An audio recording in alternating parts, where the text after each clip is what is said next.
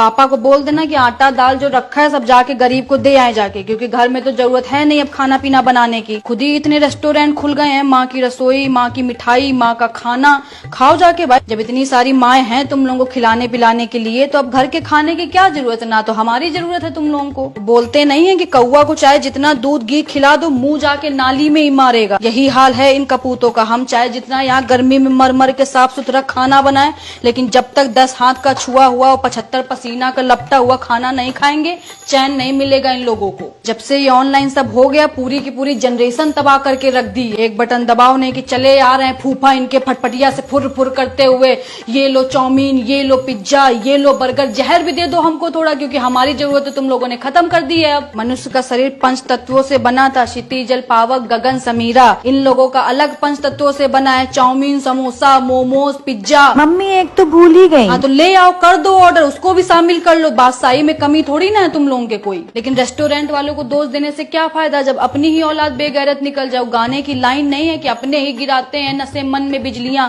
गैरों ने आके हमें फिर भी थाम लिया है। अच्छा ही नहीं लगता होगा घर का खाना इन लोगों को, गले से ही नीचे नहीं उतरता होगा। नीच नहीं तो रात में हबड़िया के खा लेंगे, फिर सवेरे जिम जाके